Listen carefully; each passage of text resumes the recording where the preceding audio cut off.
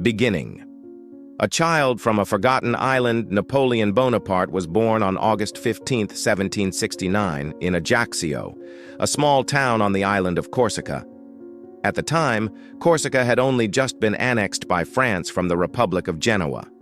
The locals despised the French, and young Napoleon grew up with a burning sense of identity and pride. His father, Carlo Buonaparte, once a Corsican patriot, chose to work for the French regime to secure his family's future. His mother, Letizia Ramolino, was strong, stoic, and deeply Catholic, traits that deeply influenced her son. From a young age, Napoleon showed signs of intelligence, willpower, and isolation. Sent to mainland France for military education, he was mocked for his Corsican accent, small stature, and dark complexion. But he didn't retaliate with anger. He retaliated with ambition. He devoured books on warfare, history, and empire. His heroes? Alexander the Great, Hannibal, Caesar.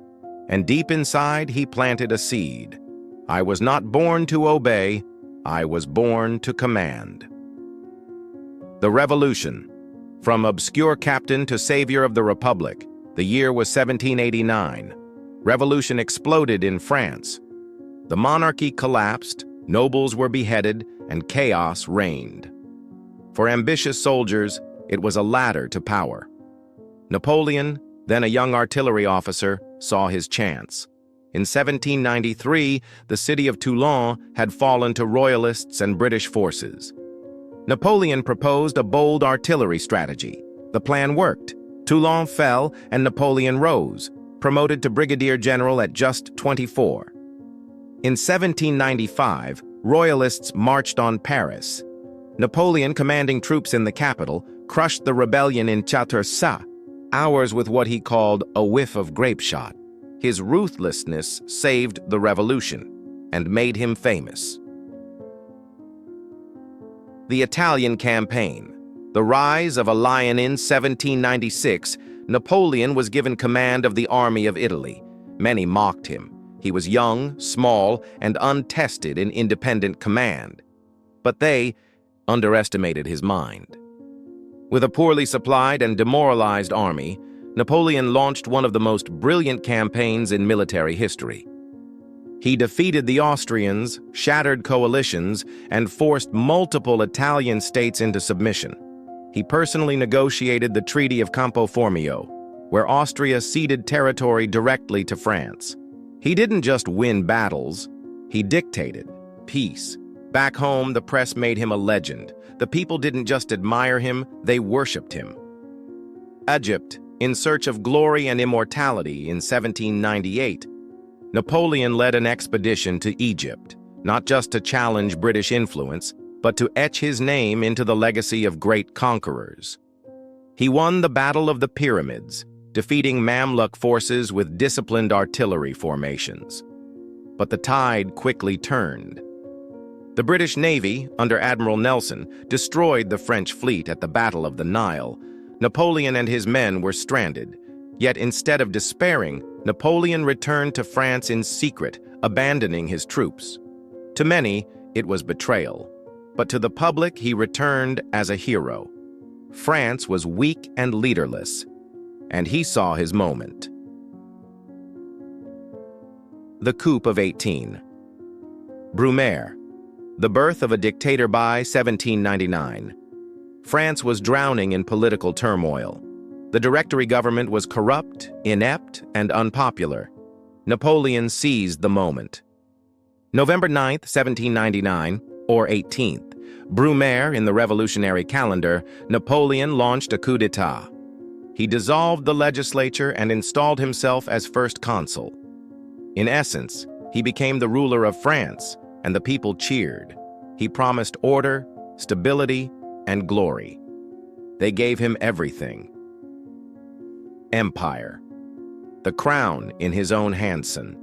December 2, 1804, in the grand halls of Notre Dame Cathedral, Napoleon crowned himself Emperor of the French.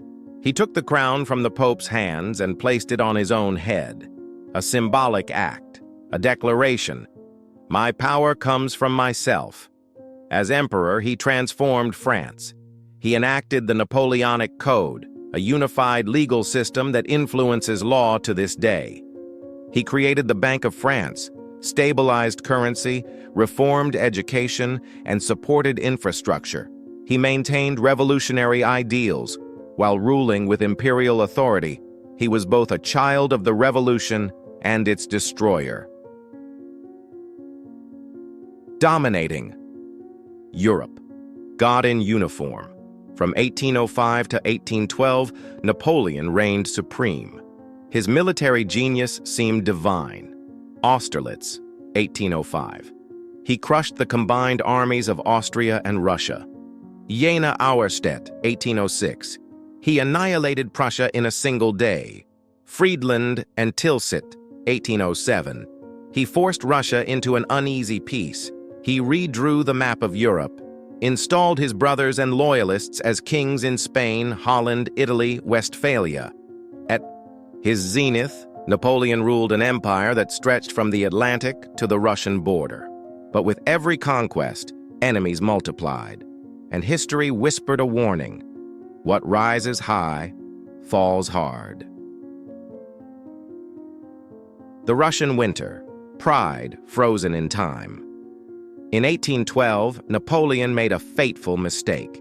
He invaded Russia with the largest army Europe had ever seen, over 600,000 soldiers. He won battles and entered Moscow. But the Russians burned their own city and refused peace. Winter came. Supplies vanished. Guerrilla raids intensified. His grand army froze, starved, and collapsed. Less than 100,000 returned. The myth of Napoleon's invincibility was shattered, and his enemies, Prussia, Austria, Russia, Britain, formed a new alliance to destroy him. Fall and Waterloo. The end of an empire. In 1814, Allied forces entered Paris. Napoleon abdicated and was exiled to Elba, a small island in the Mediterranean. But his story wasn't over. In March 1815, he escaped and returned to France. Troops sent to arrest him instead joined him. In 100 days, he reclaimed the throne without a single shot fired. Yet the world had changed.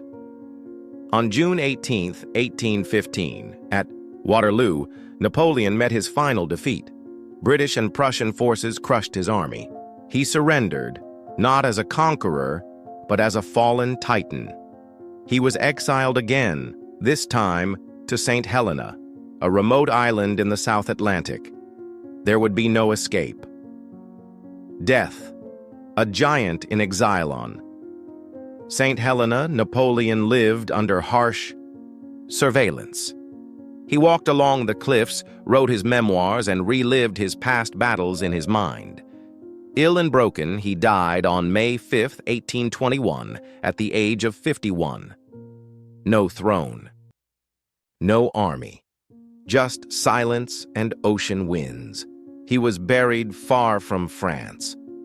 But his name would never rest. Legacy. The man who changed the world, Napoleon, was a tyrant to some, a liberator to others, a brilliant general, a lawmaker, a dreamer, a dictator. But beyond judgment, one truth remains. He changed the course of history. He shaped modern Europe, revolutionized law and governance, and proved that a single man with boundless will can bend the fate of nations.